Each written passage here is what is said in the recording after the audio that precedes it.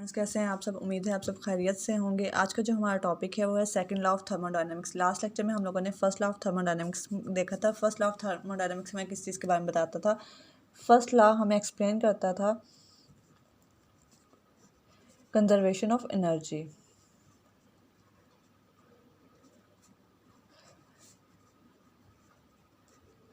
इसका मतलब क्या होता है कंजर्वेशन ऑफ एनर्जी। हमने डिस्कस किया था कि हमारे पास जो एनर्जी है वो एक फॉर्म से दूसरी फॉर्म में ट्रांसफॉर्म कर सकते हैं, लेकिन energy can neither be created nor be destroyed. मतलब नेट एनर्जी, अगर हम यूनिवर्स की अगर बात करें, नेट एनर्जी यूनिवर्स की जो होती है वो हमारे पास सेम रहती है। Change in internal energy of universe हमारे पास किसके इक्वल होता है, ज़ीरो के इक्वल होता है, डेल इक्वल टू ज़ीरो। तो फर्स्ट लॉ ने हमें किस चीज़ के बारे में कॉन्सेप्ट दिया था। फर्स्ट लॉ ने हमें कॉन्सेप्ट दिया था नेक्स्ट इंटरनल एनर्जी के बारे में, और हमारे पास जो ज़ीरोथ लॉ था उसने हमें टेम्परेचर के बारे में बताया था। अब फर्स्ट लॉ में कुछ लिमिटेशंस थी, वो लिमिटेशंस क्या थी हम उन लिमिटेशंस को डिस्कस करेंगे। फिर हम बात करेंगे सेकंड लॉ ऑफ थर्मोडायनामिक की। ठीक है, लिमिटेशंस हमारे पास क्या थी। हमें फर्स्ट लॉ ने प्रोसेस नहीं दिया था कोई भी। मतलब फर्स्ट लॉ ने हमें ये बताया कि हमारे पास हीट फ्लो करती है, लेकिन ये नहीं बताया कि वो हीट फ्लो कहाँ से कहाँ करेगी। Tells us about flow of heat.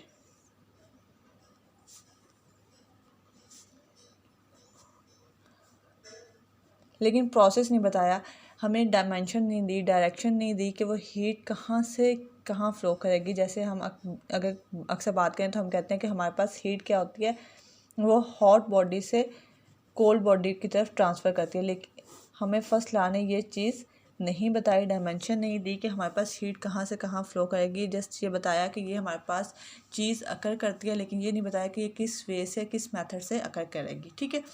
Second हमारे पास लिमिटेशन क्या थी। सेकंड हमारे पास थी फिजिबिलिटी ऑफ प्रोसेस।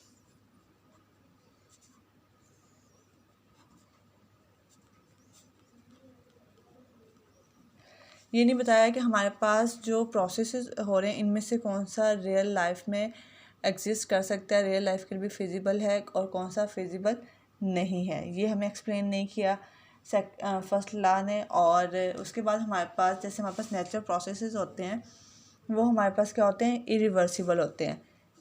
लेकिन हमारे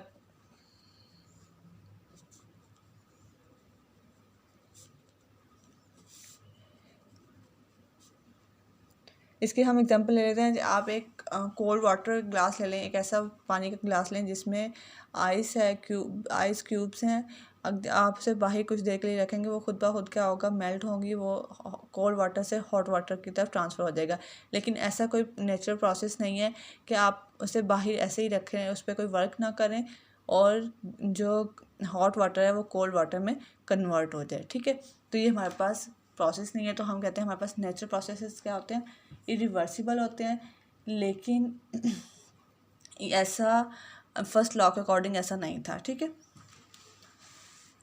इसके बाद फर्स्ट लॉ के अकॉर्डिंग हम 100% एफिशिएंट इंजन प्रिपेयर कर सकते हैं।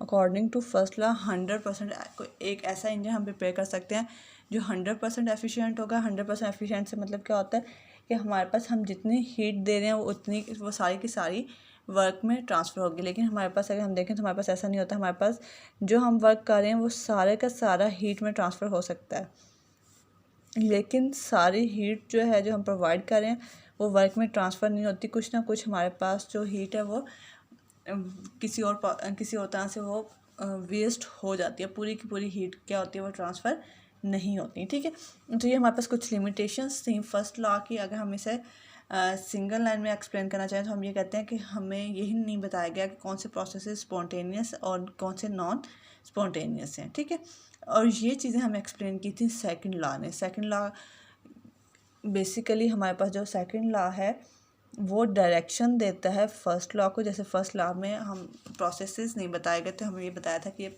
चीज़ होगी, लेकिन ये नहीं बताया था कि ये चीज़ किस प्रोसेस के थ्रू होगी, ये किस तरह, बस इतना बताया था कि ये चीज़ अकर करती है, लेकिन किस मेथड से, किस वे से अकर करती है ये नहीं बताया गया था। तो सेकंड लॉ जो है वो बेसिकली डायमेंशन देता है फर्स्ट लॉ को, ठीक है।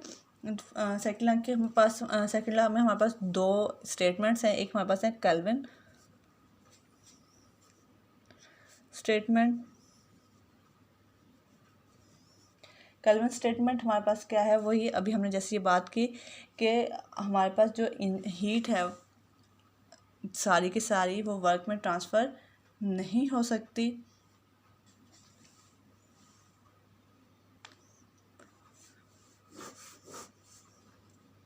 It is impossible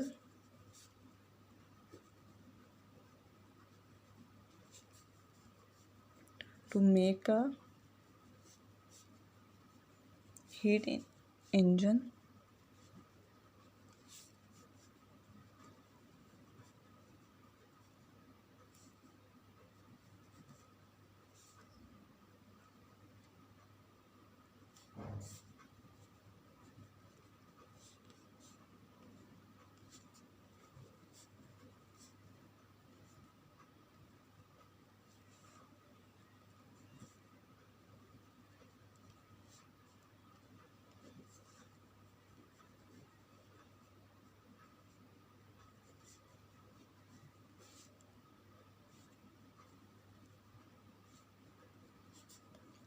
ठीक है। ये हमारे पास केल्विन स्टेटमेंट थी, ये आप अपनी बुक में भी देख सकते हैं। सेकंड हमारे पास थी क्लॉसियस स्टेटमेंट।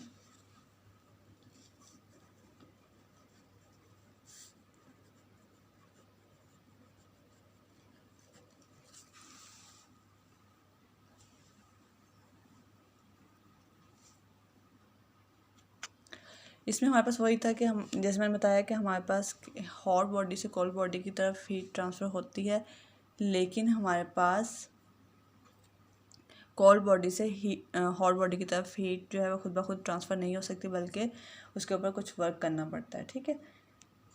और दूसरी हमारे पास क्या आती है कि हमारे पास जितनी भी हीट है वो सारी की सारी वर्क में ट्रांसफ़र नहीं हो सकती। कुछ जो होती है वो हमारे पास एनर्जी का वेस्ट होता है, कुछ हीट जो होती है वो हमारे पास वेस्ट होती है। ये हमारे पास सेकंड लॉ की दो स्टेटमेंट है, एक केल्विन स्टेटमेंट और एक हमारे पास है क्लॉसियस स्टेटमेंट। और अगर इन दोनों में से अगर हम कोई एक इंस्ट्रूमेंट कोई एक चीज़ कंस्ट्रक्ट करते हैं on the basis of Clausius law, तो ये ऐसा नहीं हो सकता कि वो केल्विन स्टेटमेंट को ओबे नहीं कर रही हो। कोई भी चीज़ जो एक लॉ को कोई किसी एक स्टेटमेंट को ओबे करेगी वो दूसरी स्टेटमेंट को भी ओबे करेगी। और अगर कोई चीज़ कोई भी हमने कंस्ट्रक्ट की है, इस कोई इंजन कंस्ट्रक्ट किया है इस बेस पे, तो वो क्या होगा, अगर कोई एक चीज़ केल्विन स्टेटमेंट को वायलेट कर रही है तो वो क्लॉसियस स्टेटमेंट को भी वायलेट करेगी। ये हमारे पास equivalence of Clausius and Kelvin statement है। और अगर हम कंबाइन करें फर्स्ट लॉ और सेकंड लॉ को, तो अकॉर्डिंग टू फर्स्ट लॉ हमारे पास क्या था,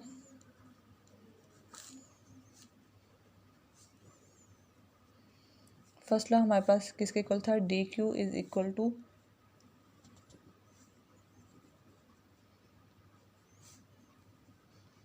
ठीक है, इसी के इक्वल था हमारे पास।